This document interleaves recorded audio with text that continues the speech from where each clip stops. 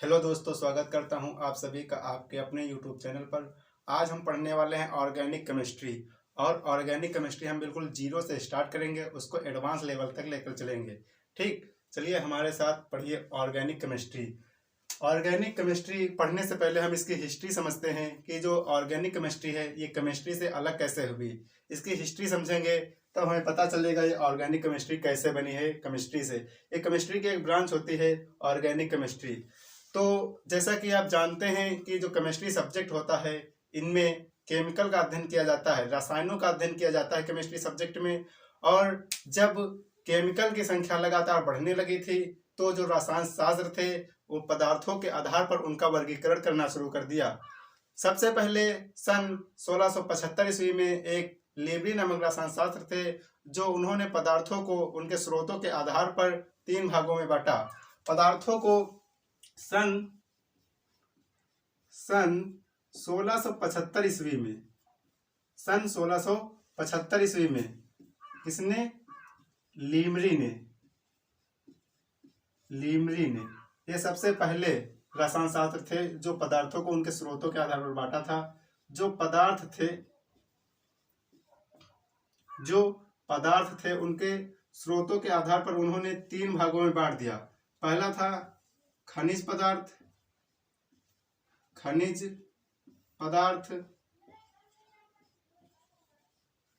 दूसरा था वनस्पति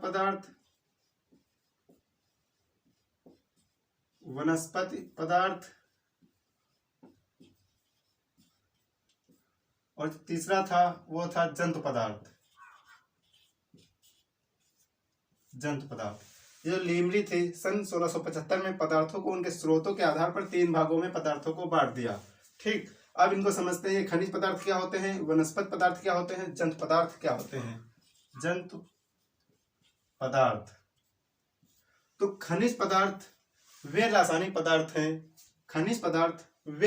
पदार्थ हैं जो खनिजों से प्राप्त किए जाते हैं। उन्हें खनिज पदार्थ कहते हैं। जैसे सोना होता है, एग्जाम्पल में लिख सकते हैं सोना, चांदी, नमक, नौशादर आदि एग्जाम्पल आप लिख सकते हैं। जो खनिज पदार्थ होते हैं जो खनिजों से प्राप्त किए जाते हैं उन्हें खनिज पदार्थ कहते हैं। एग्जाम्पल में सोना, चांदी, नमक, नौशादर आदि। जो वनस्पति पदार्थ क्या होते हैं? वे रासायनिक पदार्थ जो पेड़ पौधों से प्राप्त किए जाते हैं। पेड़ पौधों से, जैसे कि आप जानते हैं जो अंगूर होता है, अंगूर से हमें टार्ट्रिक अम्ल प्राप्त होता है। अंगूर से हमें टार्ट्रिक अम्ल।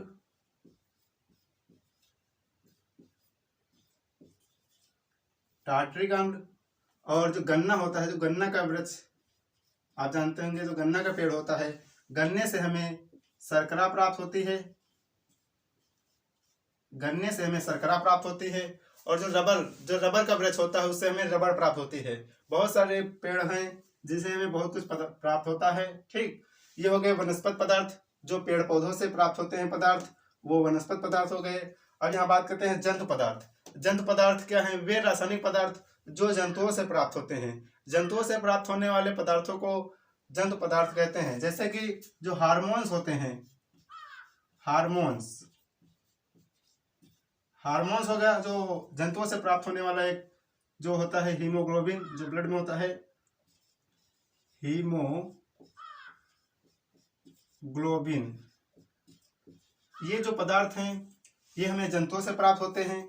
ये जंतुओं से प्राप्त होने वाले पदार्थों को जंतु पदार्थ कहते हैं। ठीक, ये वर्गीकरण लीमरी का था। कब का था? सन 1675 ईस्वी में। ये सबसे पहले रसायन शास्त्र थे जो लीमरी ने पदार्थों को उनके स्रोतों के आधार पर बांटा। चलिए अब इसे इरेज करते हैं और आगे समझते हैं। सन 1675 ईस्वी में लीमरी, नाम लिख देते हैं लीमरी। ठीक, अब जब इन्होंने पदार्थों को उनके स्रोतों के आधार पर बांट दिया तो इनके बाद एक सन 1784 ईस्वी में एक रसायन शास्त्र आते हैं जिनका नाम है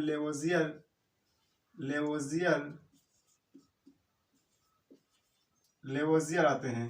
ठीक, जब ये लीमरी के बाद आते हैं, वो आए थे 1675 में, ये आए हैं 1784 में लेवोजियर। अब लेवोजियर जब आए तो उन्होंने जो वनस्पति पदार्थ थे,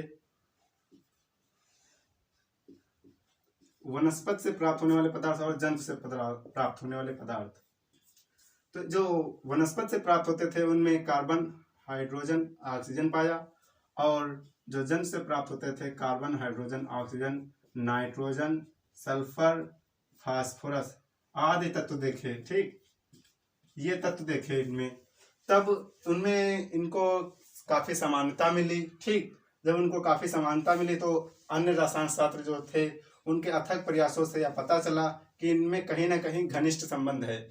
जब इनको यह पता चला कि इनमें कहीं ना कहीं घनिष्ठ संबंध है, तो बाद में कई ऐसे पदार्थ ज्ञात हुए जो जंतु जगत और वनस्पति जगत किसी से भी प्राप्त किए जाने लगे।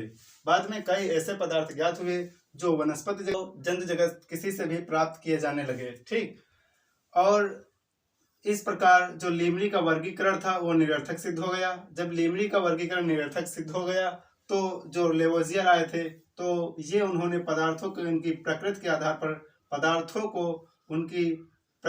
आधार पर दो भागों में बांट दिया।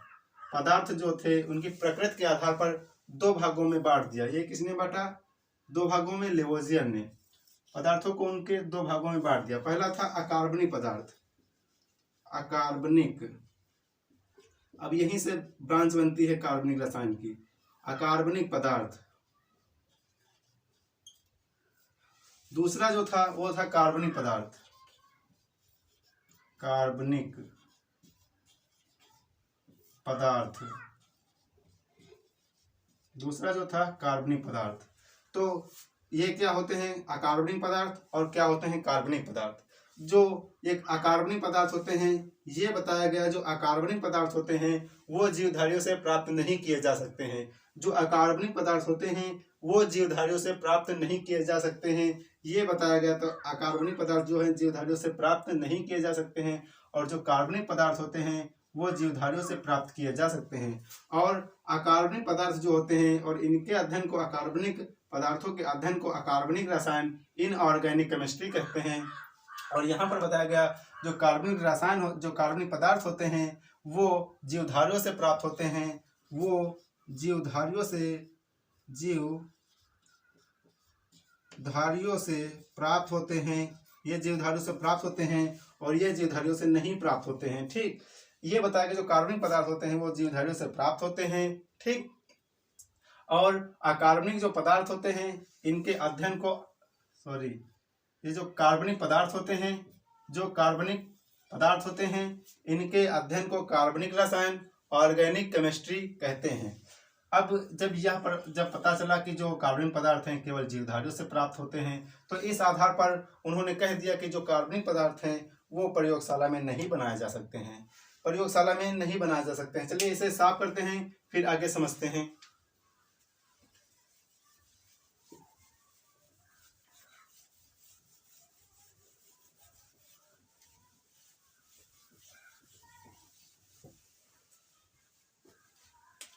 कार्बनिक पदार्थ, जो कार्बनिक पदार्थ होते हैं वो जीवधारियों से प्राप्त किए जाते हैं।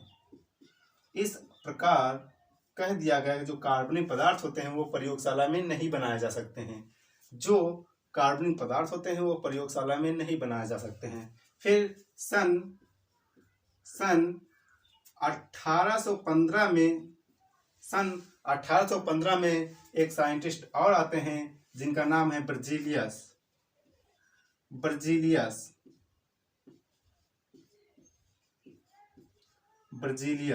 ठीक, ये आते हैं सन 1815 में, बर्जीलियस जी आते हैं। तो जब ये देखते हैं कि जो कार्बनिक पदार्थ हैं वो सिर्फ जीवधारियों से ही प्राप्त होते हैं, तो इन्होंने एक कल्पना कर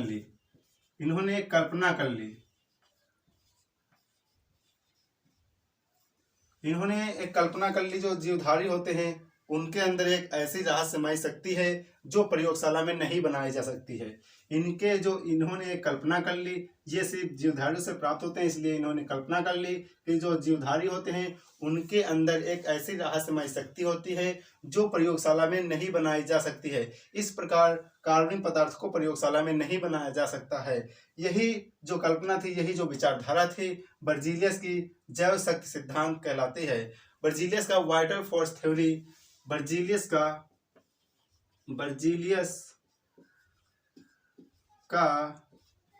जैव शक्ति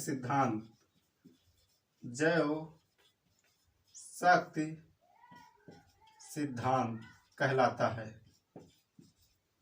यही विचारधारा बर्जीलियस की जैव शक्ति सिद्धांत कहलाता है, जो कि यह थी जो जीवधारियों के अंदर एक रहस्यमय शक्ति होती है और वह रहस्यमय शक्ति प्रयोगशाला में नहीं बनाई जा सकती है। इस प्रकार से जो कार्बनिक पदार्थ होते हैं वो भी प्रयोगशाला में नहीं बनाए जा सकते हैं। फिर सन 1828 में बर्जीलियस के एक छात्र आते हैं जिनका नाम है ओहलर।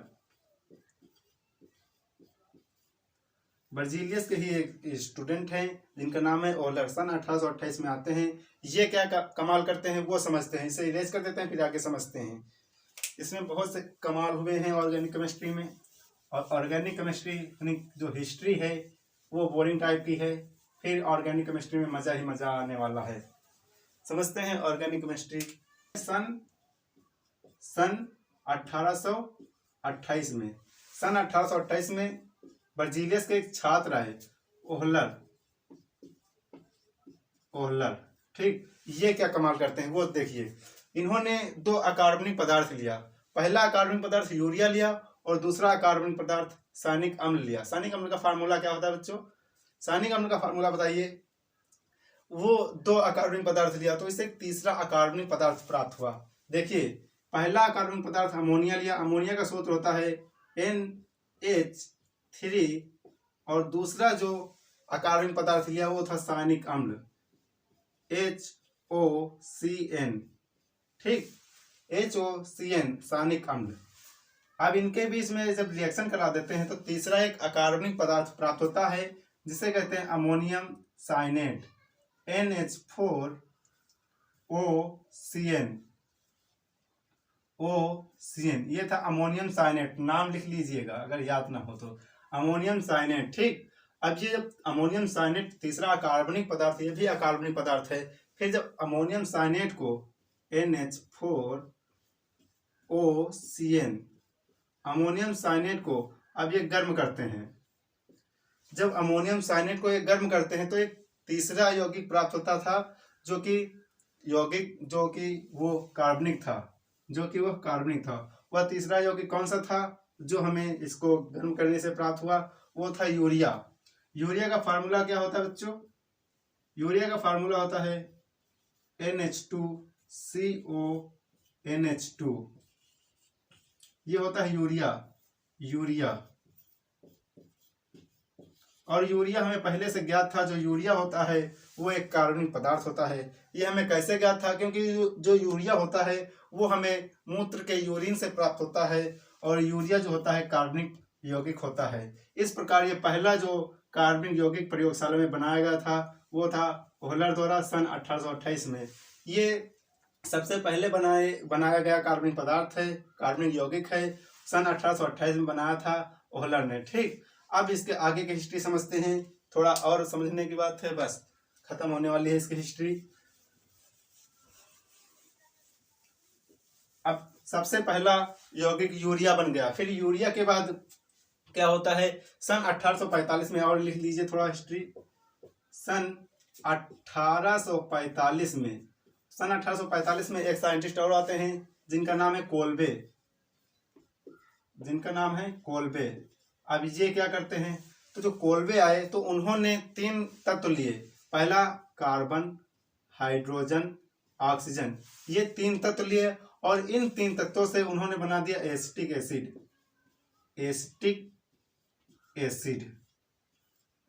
अम्ल। ठीक, ये 3 तत्वों से उन्होंने एसिटिक अम्ल बना दिया। वो समझते हैं कैसे बनाया। सबसे पहले कार्बन और हाइड्रोजन की रिएक्शन कराई। ठीक, जब कार्बन और हाइड्रोजन की रिएक्शन कराई तो सबसे पहले एथाइन बना C2H2। जब एथाइन बन गया, ठीक, जब एथाइन बन गया तो इसको डाइल्यूट H2SO4 की उपस्थिति में डाइल्यूट H2SO4 की उपस्थिति में इसका ऑक्सीकरण करा देते हैं। जब इसका डाइल्यूट H2SO4 की उपस्थिति में ऑक्सीकरण करा दिया तो बन गया CH3CHO, बन गया एथेनल। ठीक, जब एथेनल बन जाता है CH3CHO, जब एथेनल बन जाता है तो इसका ऑक्सीकरण, जानते हो, इसका ऑक्सीकरण पेरोक्साइड की उपस्थिति में करा देते हैं H2O2 की उपस्थिति में इसका ऑक्सीकरण फिर करा देते हैं, तब हमें बन जाता है एसिटिक अम्ल। एसिटिक अम्ल का सूत्र क्या होता है? CH3COOH, ये होता है एसिटिक एसिड। एसिटिक अम्ल प्राप्त हो जाता है जब एथेनल का पेरोक्साइड की उपस्थिति में ऑक्सीकरण करा देते हैं तो एसिटिक एसिड प्राप्त हो जाता है। और इसके बाद एक साइंटिस्ट आते हैं, फिर लास्ट है यही हिस्ट्री, बस लास्ट स्टेप में है। एक और पढ़ लीजिए।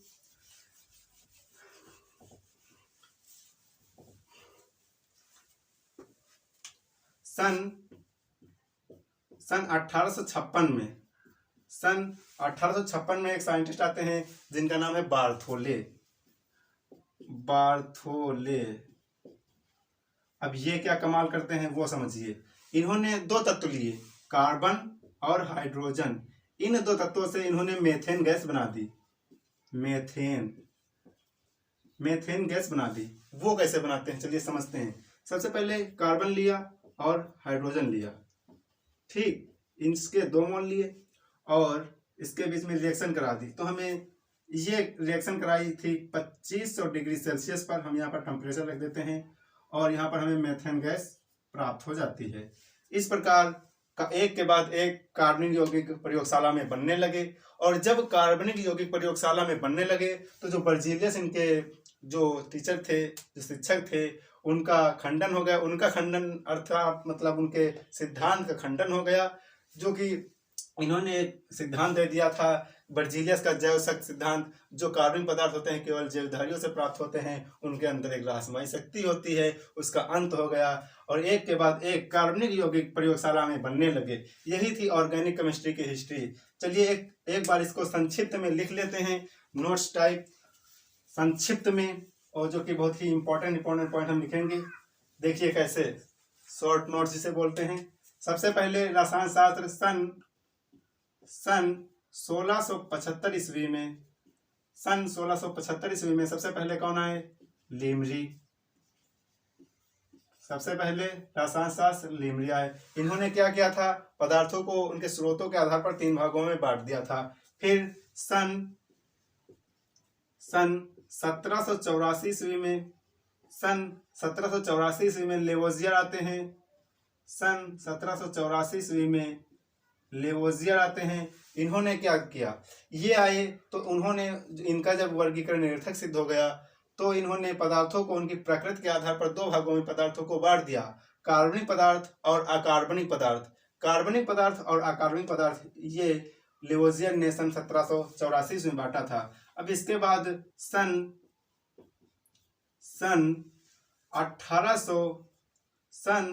1815 में एक रसायन शास्त्र आते हैं जिनका नाम है बर्जीलियस।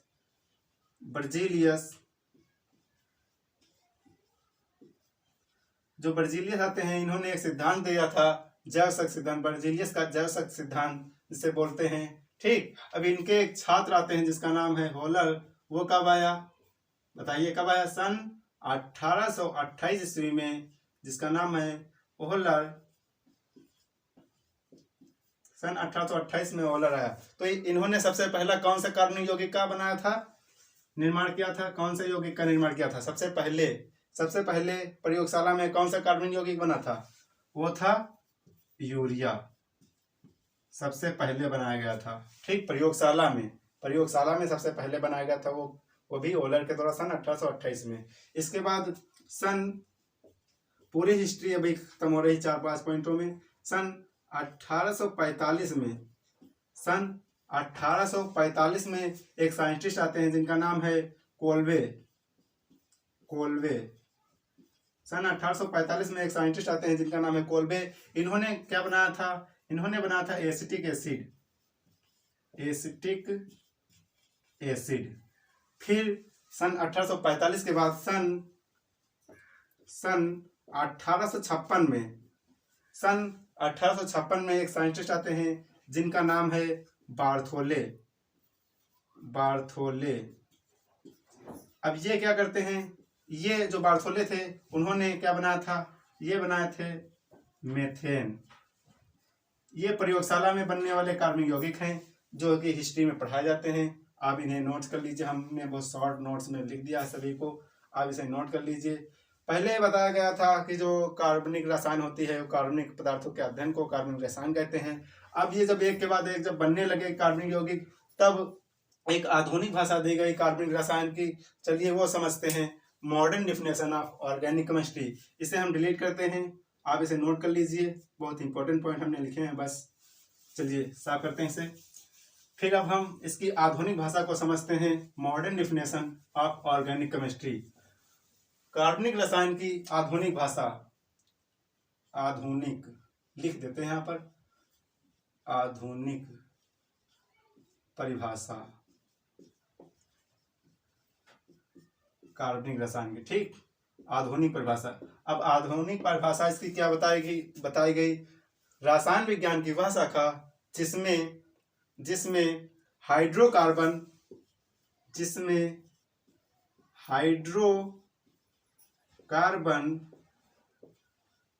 रसायन विज्ञान की वह शाखा जिसमें हाइड्रोकार्बन तथा उनके व्युत्पन्नों का अध्ययन किया जाता है। व्युत्पन्नों का अध्ययन किया जाता है। कार्बनिक रसायन कहलाती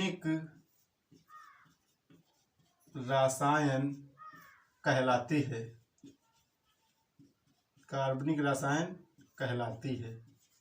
ये थी कार्बनिक रसायन की आधुनिक परिभाषा। ठीक, हाइड्रोकार्बन तथा उनके व्युत्पन्नों का अध्ययन जिसमें किया जाता है वो था कार्बनिक रसायन। अब हाइड्रोकार्बन क्या होते हैं और उनके व्युत्पन्न क्या होते हैं? हाइड्रोकार्बन ये होता है कार्बन और हाइड्रोजन के बने जो यौगिक होते हैं उन्हें कहते हैं हाइड्रोकार्बन। हाइड्रोकार्बन कार्बन और हाइड्रोजन के बने यौगिकों को हाइड्रोकार्बन कहते हैं। और हाइड्रोकार्बन में जब हाइड्रोजन परमाणु होता है उसका विस्थापन किसी अन्य तत्व जैसे कि नाइट्रोजन ऑक्सीजन किसी अन्य तत्व के द्वारा हो जाता है और वो नाइट्रोजन ऑक्सीजन उसमें लग जाता है तो उसका व्युत्पन्न हो जाता है। वही होता है उसके व्युत्पन्न। उनके व्युत्पन्नों का अध्ययन और उनके हाइड्रोकार्बन का अध्ययन जो कहलाती है कार्बनिक रसायन कहलाती है। और आगे के जो हाइड्रोकार्बन है और इसके व्युत्पन्न, इसकी मतलब नेक्स्ट पार्ट में हम देखेंगे, इसका पूरी डिटेल देखेंगे। हाइड्रोकार्बन क्या होते हैं, इनके व्युत्पन्न क्या होते हैं। और ये तो आज की हिस्ट्री क्लास थी, फिर मतलब इसकी ऑर्गेनिक केमिस्ट्री की और हिस्ट्री थी। फिर कल हम देखेंगे इसकी जो बेसिक पॉइंट होते हैं ऑर्गेनिक केमिस्ट्री के, बेसिक क्लास हम करेंगे कल। ठीक, कल चलेगी बेसिक क्लास। और आज इसकी हिस्ट्री हमने खत्म कर ली। अब कल से हम बेसिक करेंगे, फिर ऑर्गेनिक केमिस्ट्री स्टार्ट करेंगे। ठीक, आज के लिए इतना ही। Tata bye bye.